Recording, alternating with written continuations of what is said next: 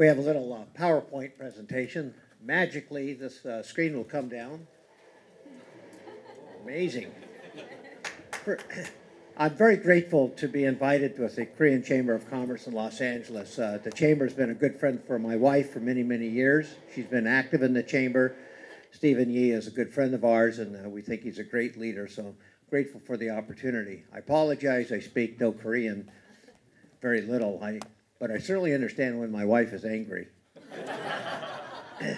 My children don't speak very good Korean either. They speak some, but they understand all the words that Michelle says when she's angry. I mean, it's amazing how they understand that so well. Council General, it's an honor to be with you at any time. And just a couple of short notes that I want to share with you. And Michelle emphasized the short many times. So who would have guessed that Make America Great Again would have been a serious campaign theme? Make America Great Again. And yet it was something that really reached inside the souls of most Americans in the recent election. Now, I've done something here. I have a picture of Obama. And why would I do that when I have, well, let's see if we can get backwards here. I guess it only goes one direction. Oh, well. And this is my typical tactics that I can't figure any of this out here. But the picture of Obama represents, at the time that Obama became president, Republicans had, somebody's listening, had something like 22 governorships, 199 members of the House against 233 for the Democrats, and in the Senate they had a majority. So when Obama took over, the Republican Party was not in too good a shape. I will tell you right now, what's becoming conventional wisdom, that Obama has done more for the Republican Party than any Democrat in 100 years. Because the Republican Party today has an overwhelming number of House governorships in the House of Representatives and the U.S. Senate, something we haven't seen Republicans achieve this level of power on the very local level to the highest levels in 80 years. And so I thought this picture with Donald Trump and Obama together was particularly amazing, because Donald Trump was not supposed to be president at all. He was a joke. He was a caricature. Nobody, including myself, took him seriously a year and a half ago. In fact, out of the top 17 candidates, he was my number 20. Any three people in this room I would have picked over him. But I was wrong. And what happens is that many of the smart people living on the coast, people in the university, people in mainstream journalism, the elites and government employees had it wrong. They've been controlling and dominating the American conversation so long, they didn't understand what was going on in the middle of America. And what's happening in the middle of America is terribly significant, because you can tell right from here, these are the counties that voted for Trump in red, and the counties that voted for Hillary in blue. And you get the idea. This is what we call flyover country. The smart Hollywood elites decide that they need to make a deal in New York. They fly over the dummies, the unwashed, the ignorant, the people that speak funny, that go to Walmarts, that have bad shirts, bad designs, and live in small homes. And then they go all the way to New York, where they can hang out with their friends and buddies. And this is what has been known as flyover country for the longest time. What happened is that Hillary did not understand that there's a blue-collar working class that the Democrats have left a long time ago. The Democrats, in a nutshell, I would argue, are more concerned with transgender rights, who goes to the bathroom, than they are with who gets a job. When they made that distinction and they made that turn and became more progressive, they became more radical, and they lost touch with these folks. Because these folks still think a man should go to a men's bathroom, and these folks think that a girl should go to a girl's bathroom. And if you make it more complicated than that, there's something wrong with you. And Trump understood that. He understood in a way that I didn't understand it. He understood what people are thinking. He was so far ahead of the curve, he understood how to communicate with them. That's why he has this crazy Twitter account. Everybody, all the smart guys, especially diplomats, Consul General, you don't put anything on the Twitter. You don't speak your mind on the Twitter. I mean, people could see it and read it. Well, the whole point is Donald Trump puts it on the Twitter because he bypasses the press, the smart guys, and all the filters in our society that are designed to make him look foolish. So you can see the majority of counties, the majority of America certainly go this way, but look at the Electoral College. You see the same kind of pattern. Again, the red in the middle is the states that he actually carried. And of course, the big anomaly here is that he wasn't supposed to carry Ohio, Pennsylvania, Michigan, and Wisconsin. And that's what changed the entire election, are these three states right here, Pennsylvania, Michigan, and Wisconsin. That's what changed it. That was not supposed to happen. Over here, it was expected that Hillary put in a lot of effort in Arizona. She had 32 offices. She had hundreds of paid people working in Arizona. But she missed the boat. She missed, you know how many times she went to Wisconsin after she was nominated? 0. And that state has not gone for a Republican since Ronald Reagan in 1984. You know how many times Donald Trump was there? Multiple times, constantly going to rural areas in Wisconsin, cities in Wisconsin. Same thing with Michigan. Hillary knew there was no way she could lose Michigan. Michigan is one of the most bluest states in the Union. This is the blue wall that fell apart. And it's been a growing movement. Let me show you one more. See, I'm very good at this. Now this is an older map of governorships in 2015. I couldn't get a newer map. But this is pretty accurate, except a few things changed in 2016. The Republicans just lost North Carolina by less than 1%.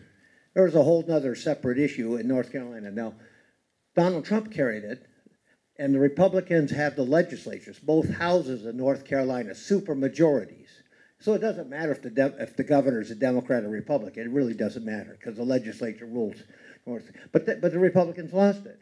On the other hand, they just picked up Missouri for the first time in years, a very big swing state.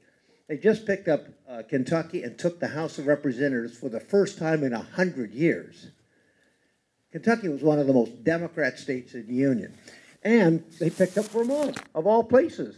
Vermont, you know, a bunch of left-wing lunatics that eat ice cream all day long and don't have a real job.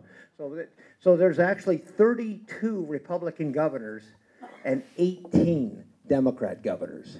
That's the greatest disparity we've seen in again, in 80, 90 years. It's a tremendous change in the American electorate. So this is on the grassroots. By the way, governors today become presidents tomorrow, is the usual theme. Governors today become senators tomorrow. So the Republicans have all this talent, mostly people in their 40s and 50s, that are developing their talents and will become future leaders. Where are the Democrats going to get their leaders from? California? I don't think so. That governor of Montana, he'll be the last Democrat governor probably for 20 years. The Republicans will take that seat over in 2018. You're going to get your Democrats probably from here. And the chances are there's not too many, and that's one of my themes today.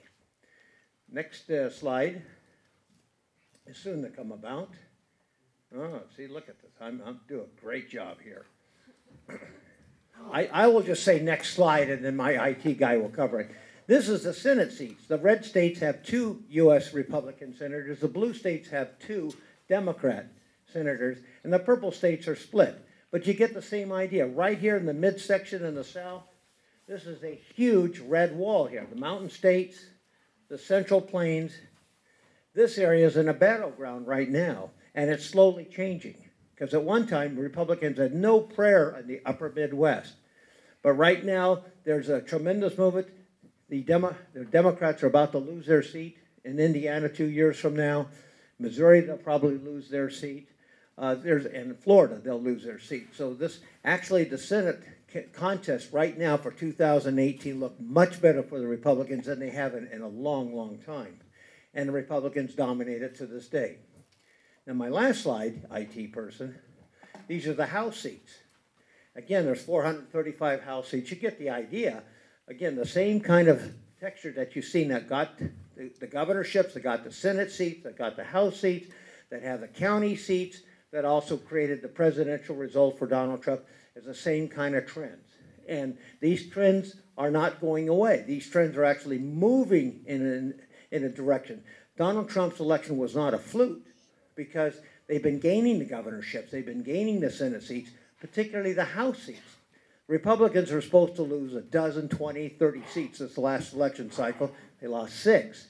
They lost 6, but they actually picked up 2 down here in Florida.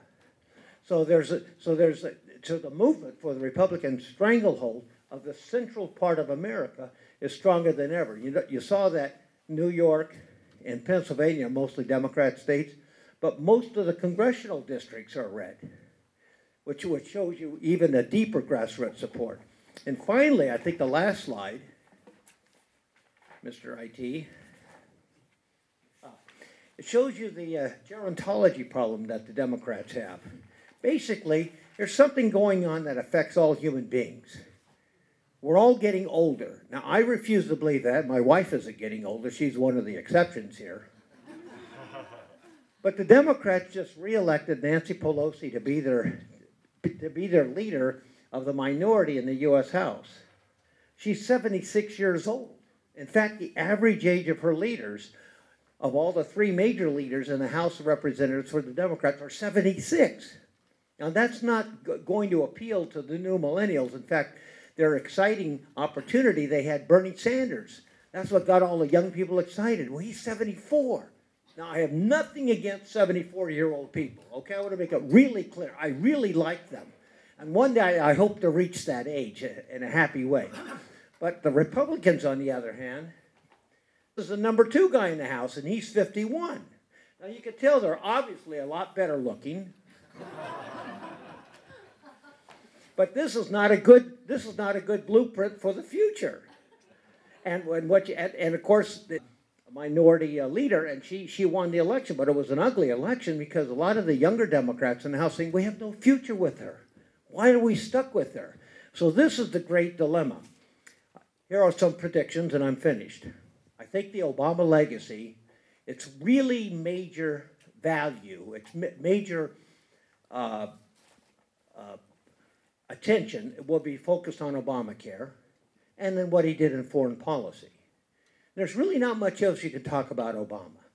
We're going to see Obamacare pretty well dissected and eliminated in about 6 months legally, and it'll take several years for it to disappear.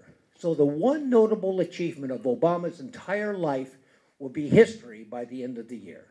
Number 2, the foreign policy is the most embarrassing, shameful period in American diplomatic history. It goes back to Jimmy Carter. So again, all the apologizing for America, America's not a special place, America's not exceptional, we're really sorry, we offended people, that era is way, way over. They think the Chinese got a taste of that, the Red Chinese got a taste of that because Donald Trump knew who the president of Taiwan is, understands that Taiwan has a far more democratic society than the Red Chinese. He deliberately took the call. He deliberately put it on Twitter, and he basically gave a message to the PRC that there's a new sheriff in town. And if you don't like it, let's talk about it. But we're not apologizing for it. So I think you're going to see an entirely new and bolder effort than we've ever seen before. Obama's big legacy was the culture wars. He was supposed to be the first post-racial president. He was going to make everything happy again. Blacks are going to be proud of having a black in the White House. Instead, it got worse. He started exacerbating and saying that blacks are being challenged and being beat up and being belittled. And yet, you had a black attorney general, you had a black U.S. senators, you had black congressmen, you had black industrial leaders, and Obama made it sound like we were worse off than better off. So the culture wars are over. You're not going to be finding the U.S. Attorney General fighting about who gets to go into the bathroom nowadays. That's going to be a state issue, not a federal issue. The redistribution of income. Obama wanted to take money from all you wealthy people who work for a living and give it to people who don't work for a living. That era is over. And it's going to be about growth and growing the economy and having more jobs for more people. So I think you're going to see with Trump that the U.S. is exceptional, that the main emphasis is going to be on growth and opportunity, that the Democrats don't really have a good future because they don't have good leaders. Who's going to run for election in 2020, 2024? We don't really see anybody nowadays. Elizabeth Warren, she's an angry woman, and she's an Indian. But she's not an Indian. That's something that she made up. So they have some very feeble candidates. We have Marco Rubio, Ted Cruz, Scott Walker, a bunch of very sharp governors. We have Carly Fiorina. We have Nikki Haley, who's now the UN ambassador. So we have some very sharp individuals from different backgrounds for the Republican side. So yes, I am pretty happy. Yes, I think the future is actually quite good and quite striking. And I guarantee you one thing, whether you like Donald Trump or not, you will not find a single day will be boring or unexciting. Thank you very much.